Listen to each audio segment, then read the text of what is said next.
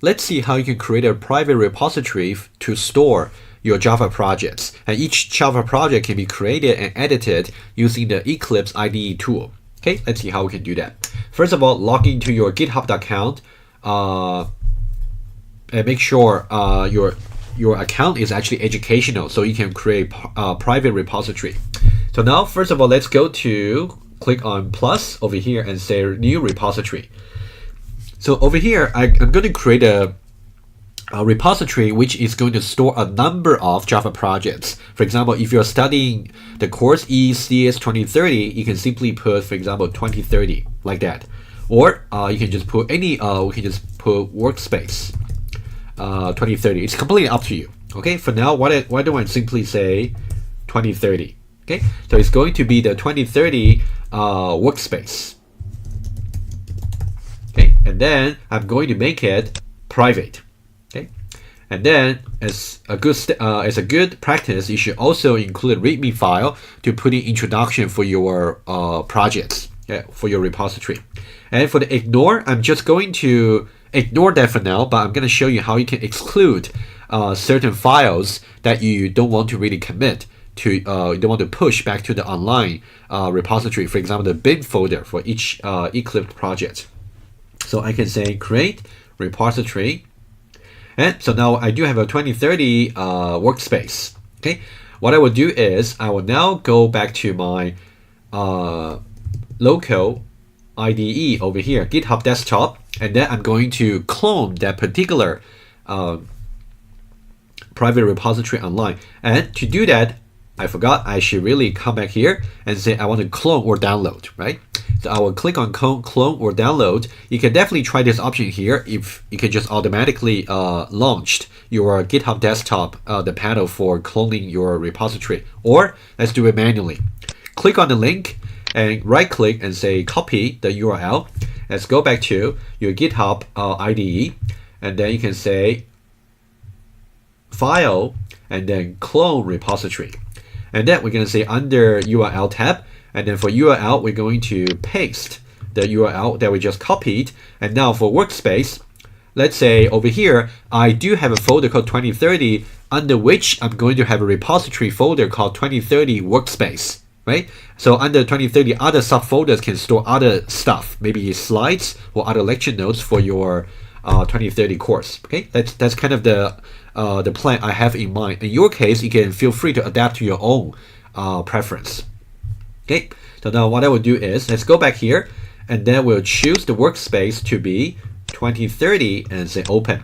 So that means under 2030 on my desktop, I'm going to have a private repository clone for 2030 workspace. Okay, and under 2030 workspace is going to be, there's going to be a number of Java projects, and then I can say clone. Okay, as soon as it is done, let's see, you can see under 2030 we have a 2030 workspace clone from the web, and then under that is simply got a README file over here. You can actually try to put in I shouldn't double click. Anyway, so you can modify the contents for the README, so you can give a short description of what this workspace is about. And as you add in each new project, maybe for your lab or for your assignments, you can also put some description, short description for each project. Okay, that's just an example, but you should really keep updating this README file. Okay, now let's try to add a new project just as an illustration. Okay, what I will do is I will first launch Eclipse. And then I'm going to select the workspace for the Eclipse to be 2030 workspace. Okay, let's browse over here.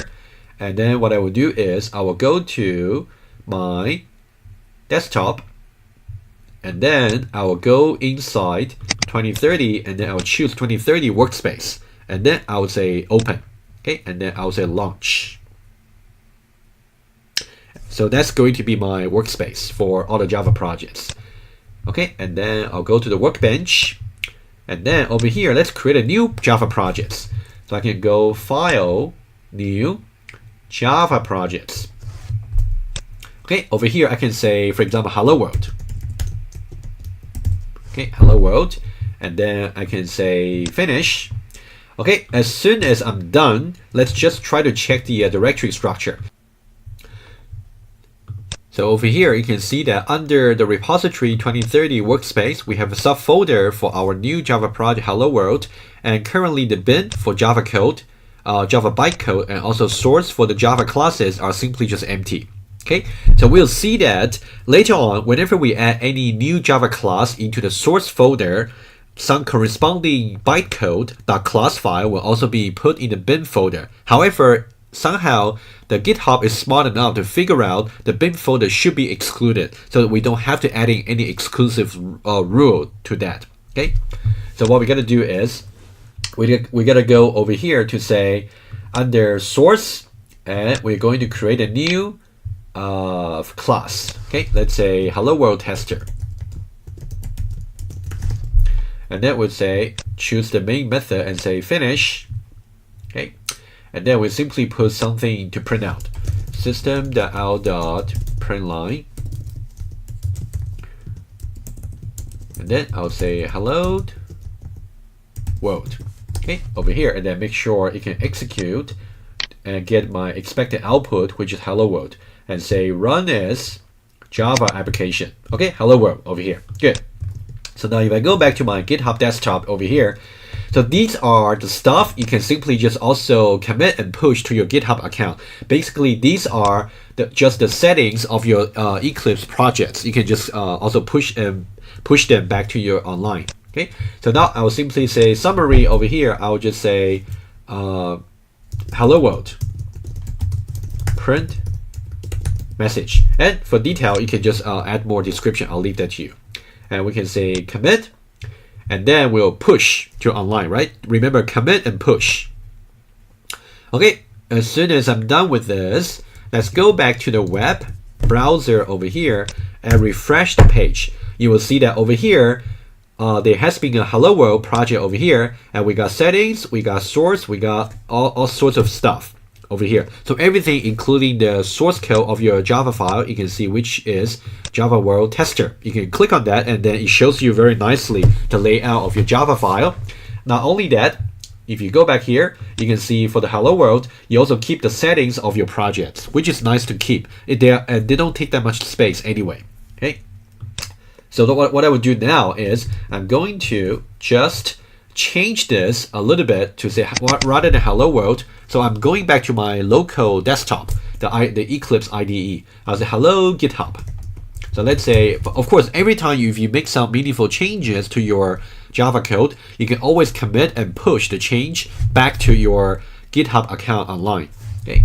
So I changed this, and of course, let's make sure if I run it, it's hello GitHub. So the program has been changed.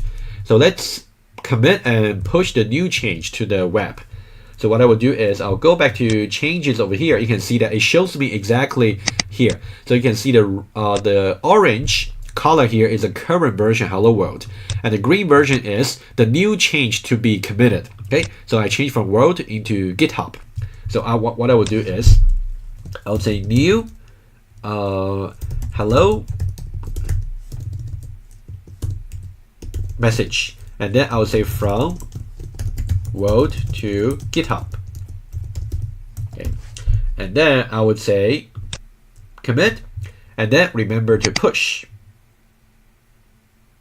Okay, after that, after it is done, let me go back to the web, and now this time if I go back to your 2030 workspace and just refresh just to be safe, and then if I go back there, first of all you can see that the commits over here, if I click on that, it's kind of the history of commits.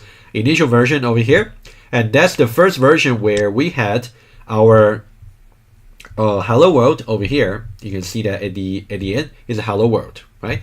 So now if you go back there to the previous version, the latest version over here, new hello world message, right? That's the summary and also the detailed description we put.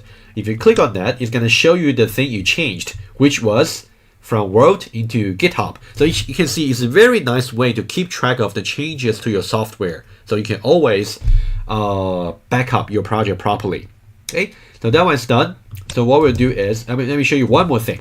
Let's say, for example, let me show you a very simple example, like how you can exclude certain things from your repository to be updated. So now let's say under the 2030 workspace, for example, if I have something, I'll just call it local folder only, which means for some reason, let's say this folder here is only supposed to be manipulated only locally. So you don't need to really push that to the online GitHub repository for some reason. Okay, and then over here, let's say we just let me be a little bit lazy here. Let me just copy something over here, and then go into there, and then just rename that. I'll just say junk.txt. Okay. Okay. I'll simply say this is junk and should not be uploaded or pushed to the online repository. It's only local. Okay. So now, as soon as I go back to my GitHub desktop IDE, you can see that by default, this local folder only and junk.txt is included for the next next change to be committed. So now, how can I exclude this from now on? What I can do is I can go to repository and go to repository settings. And now I can go to ignore files, and over here I can simply just go for, so these are the default that GitHub actually identified for you for Eclipse project, so you don't want to touch them.